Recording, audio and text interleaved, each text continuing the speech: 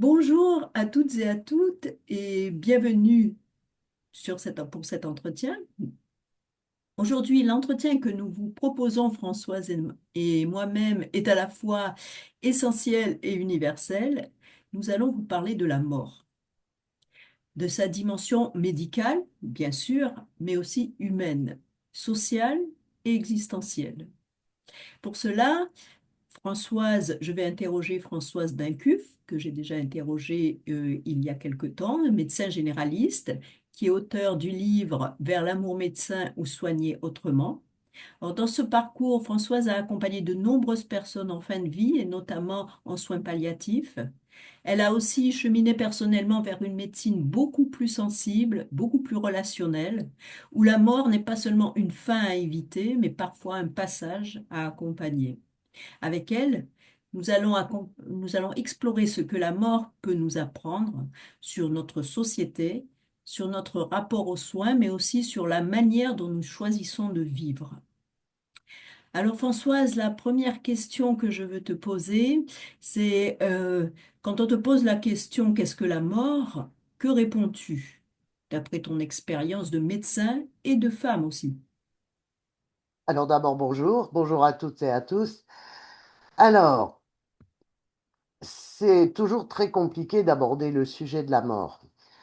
Du côté médical, c'est relativement simple. C'est-à-dire que c'est un arrêt de nos fonctions dites vitales.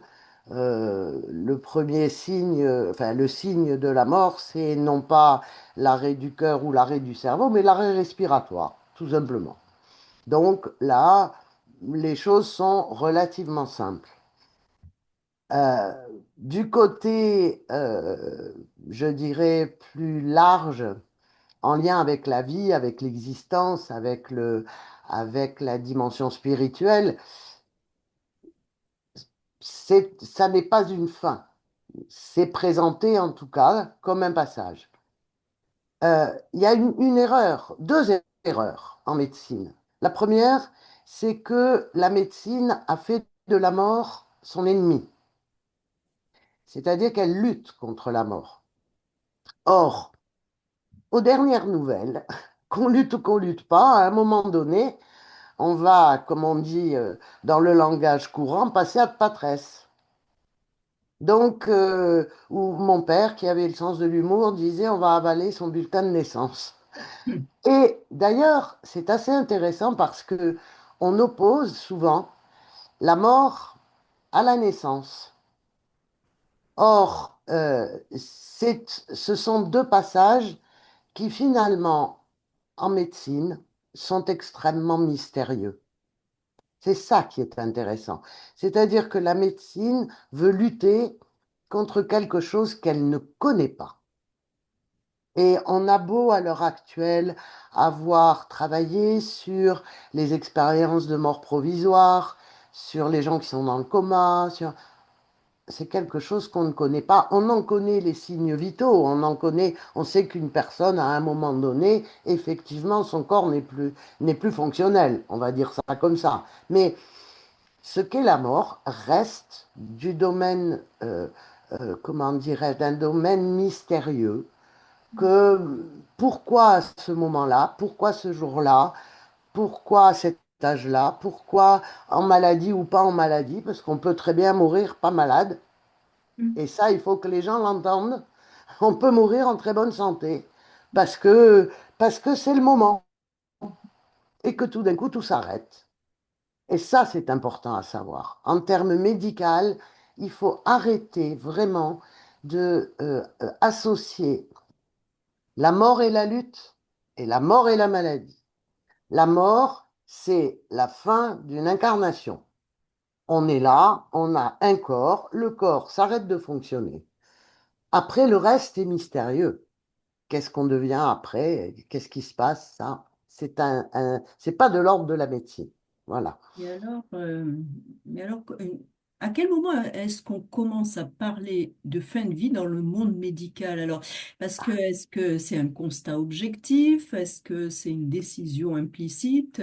Comment est-ce que ça se Le passe? seul moment où c'est un constat objectif, ce sont, je dirais, les toutes dernières minutes allez, ça peut se chiffrer 1 ou 2 heures où la personne est en agonie. Là, on a des signes physiques qui nous permettent de savoir qu'effectivement, la personne est en train de s'en aller. Dans mon expérience, d'ailleurs, la première comment dirais-je, des personnes, enfin, le signe le plus efficace, c'est d'abord et avant tout la personne qui le dit elle-même. Elle dit, je sais que je m'en vais. Elle le dit. Je sais que c'est fini. Je sais que je vais partir. La plupart des gens le savent très bien. Et paradoxalement, une autre chose qui est un petit moment où on a le sentiment, même chez des gens dans le coma extrêmement malades, un petit moment où la personne semble reprendre toutes ses facultés. Un moment complètement lumineux, complètement étonnant. Moi, je me souviens très bien que mon grand-père était à la maison et il était gravement malade et donc en fin de vie. Et un matin, j'arrive et le kiné sort de la chambre et me dit, «Ah, c'est formidable, il a bougé son bras, il est réveillé, tout va bien, ça y est.» Et il est mort 1 heure plus tard. Comme si c'était le dernier feu, Un sursaut. un sursaut de vie, qui Mm. permet d'ailleurs très souvent aux personnes de régler plein de choses Mhm. avec leurs proches, si les proches sont là. Et puis, et puis la personne s'en va. Et puis voilà. Alors, pour ce qui est de l'objectivité de la fin de vie, c'est statistique. C'est-à-dire que aïe, mon chien s'est mis en colère. J'espère que ça ne s'entend pas trop. Et donc, la personne se retrouve euh, coincée dans, elle a tel type de pathologie, donc elle a euh, tous les risques de mourir très rapidement ou de toute façon elle va mourir bientôt. Bon. Euh, Par expérience, pas très très souvent, mais j'ai été surprise plus d'une fois. C'est-à-dire que même quand la personne va vraiment pas bien du tout, et puis tout d'un coup, on se dit, bon, j'appelle la famille, et puis, il se passe quelque chose qui fait que ben, la personne ne meurt pas et que, je pense notamment à un monsieur, ben, 3 ans plus tard, il était toujours vivant, hein. Donc, c'est plus statistique du côté purement médical. Et c'est totalement subjectif du côté personnel, enfin du côté, euh, comment dirais-je, du côté, c'est du ressenti. Et évidemment, ce ressenti-là est d'autant plus fin et d'autant plus affiné par l'expérience que l'on a de l'accompagnement des fins de vie. C'est-à-dire que on en discutait quand mes confrères, surtout je pense à une consoeur, qui était extrêmement, qui avait l'habitude, voilà, on travaillait ensemble, et elle sentait. Même si, objectivement, il n'y avait pas forcément de signes, mais elle savait et elle sentait. Beaucoup d'infirmières en soins palliatifs aussi, qui finalement sont souvent plus proches que les médecins, sentent. Parce qu'on écoute le patient. On l'écoute. Et par exemple, vraiment, il suffit simplement d'être auprès dans l'ouverture, pas dans la bagarre, pas dans... Non, non, mais il faut faire quelque chose. Si on se contente de l'écouter, la personne vous dit, euh, je, je sens bien que c'est le moment, j'ai envie de rentrer à la maison. Alors, très curieusement, quand on leur pose la question, mais vous voulez rentrer chez vous? Et il y a souvent ce sourire extraordinaire, non, non, non, non, à la maison. Il y a beaucoup, beaucoup de gens qui vont dire c'est bizarre, euh, j'ai senti mon père auprès de moi, par exemple. Donc, c'est totalement, totalement subjectif.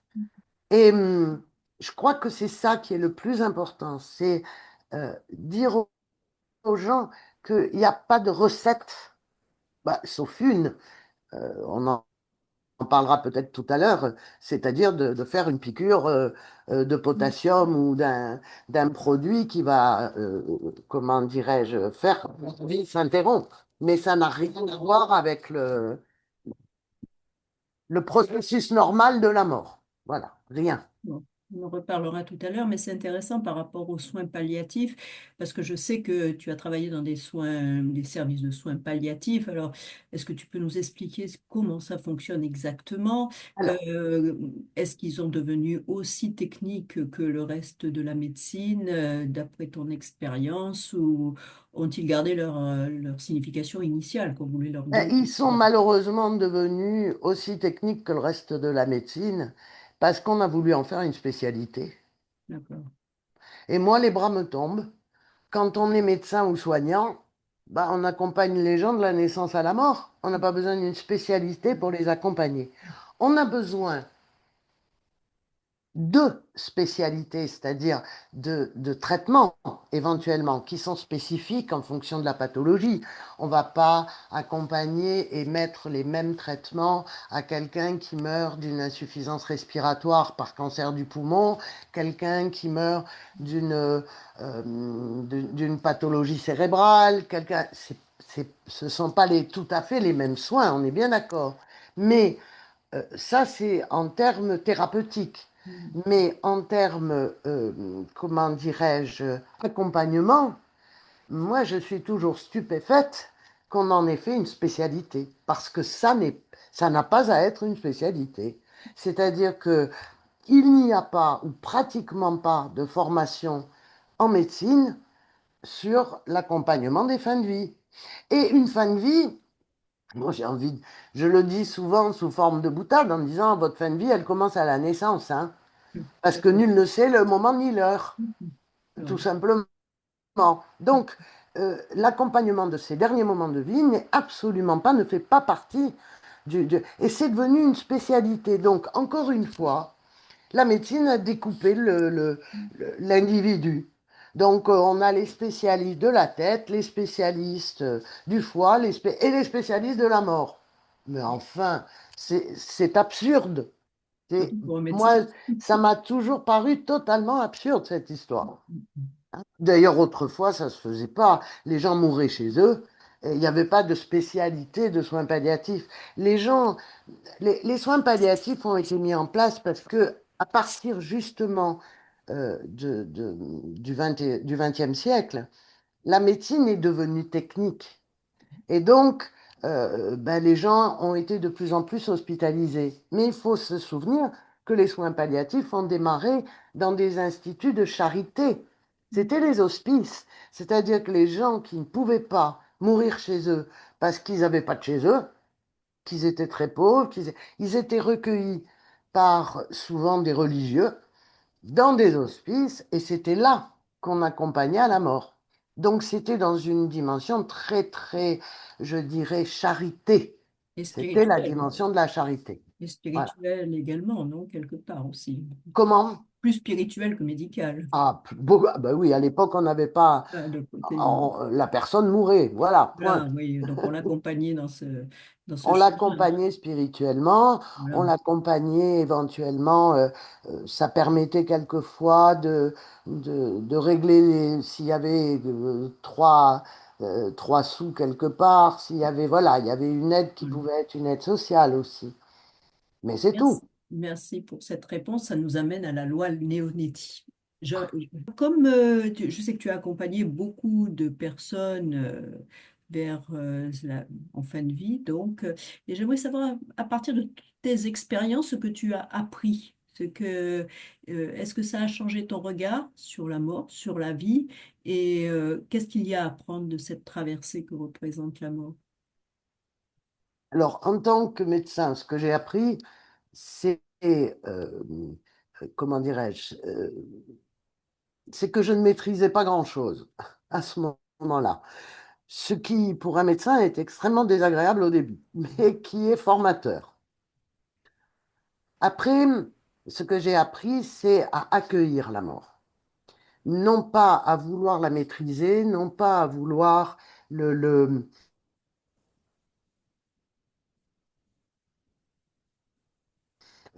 comment, et ayant commencé ma carrière en mettant des enfants au monde et ayant ensuite fait du soin palliatif, pour moi, ce sont deux moments qui sont tellement mystérieux et étonnants que ça m'a, oui, ça m'a appris que le vivant est essentiel, que la mort n'est pas quelque chose qui retire quoi que ce soit à la vie, que c'est aussi de la vie, jusqu'au bout.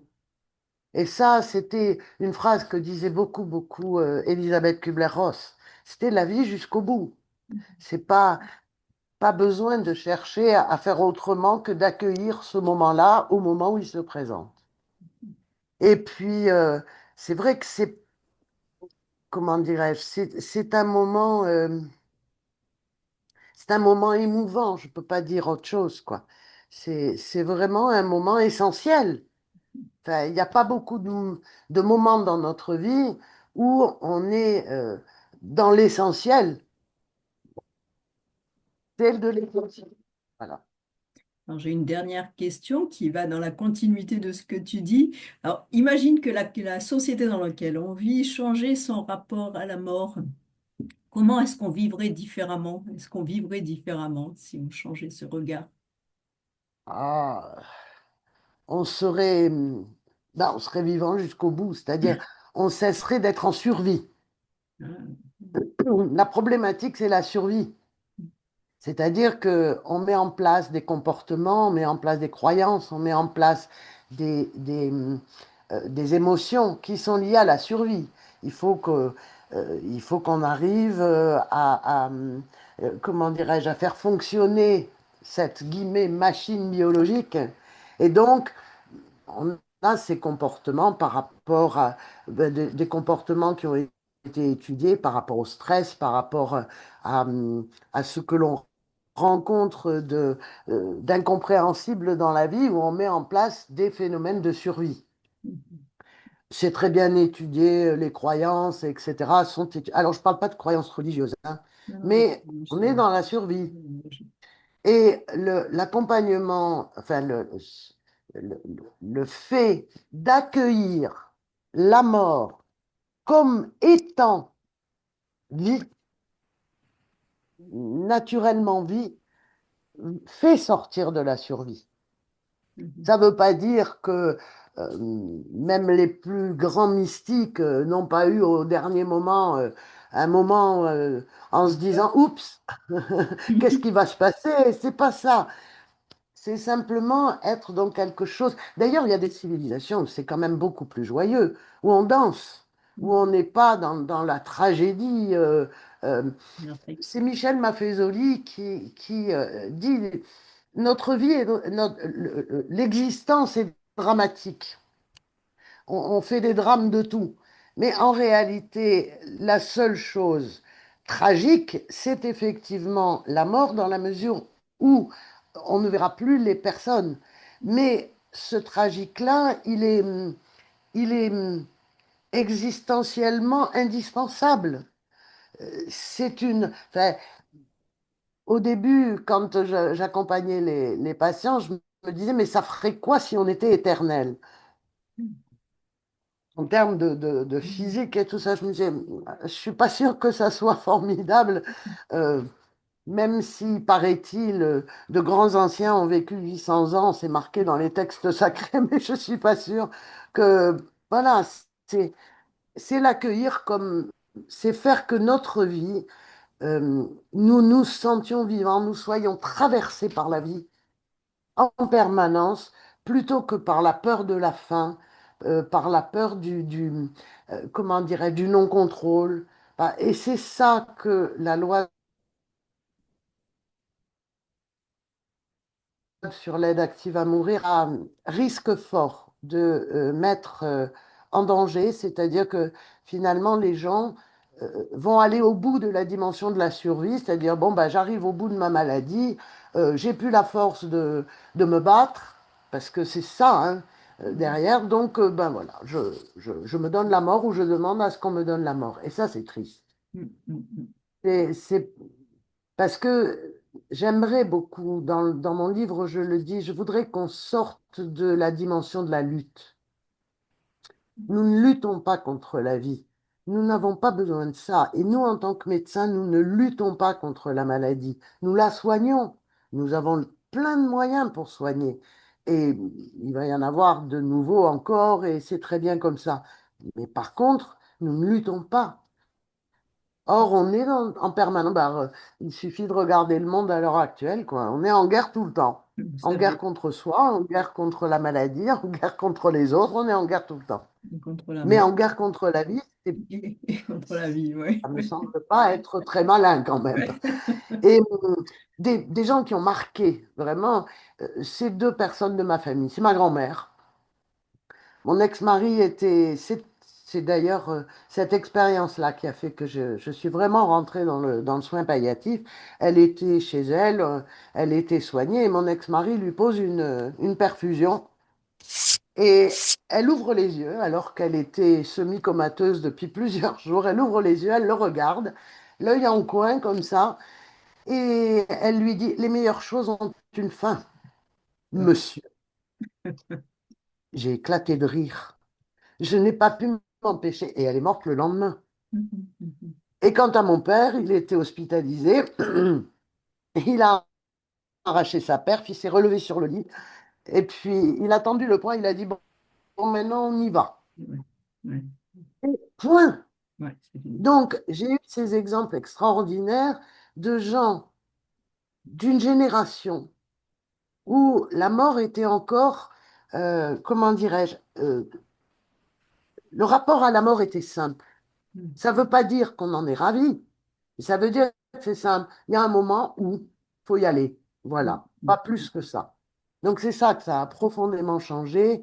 Et, et le fait que, écoute, dans mon service, franchement, je dirais que 90% des gens qui sont décédés sont décédés tranquillement. On a maintenant les sédations prolongées et ça pose aucun problème. Mhm, mhm. Aucun problème. On peut éviter que la personne soit en souffrance parce que ça, il n'y a aucune raison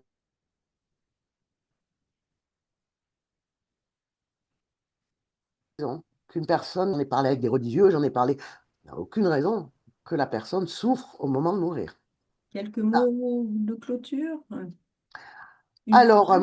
Une restons en phrase. vie, Restons en vie. jusqu'au bout, soyons vivants. Ouais, très bien. C'est-à-dire, continuons à être en gratitude, en émerveillement, faisons des projets, quel que soit notre âge, allons plus, laissons-nous guider par ce flux de vie. Bon, et arrêtons de trop vivre notre vie à la lueur de, comment dirais-je, des désagréments, de la maladie, de... Oui, il y aura toujours, toujours. Là, peut-être que de l'autre côté, on sera plus malade, mais je sais pas. Je suis pas allée. Merci, Swazik. Merci Voilà, pour ce message d'espoir et cette joie. oui, Encore un grand merci pour toutes ces réflexions. Ça a été très riche et on se retrouve pour un prochain entretien. avec plaisir. À À bientôt, bientôt. Au Elisabeth. revoir. Au revoir.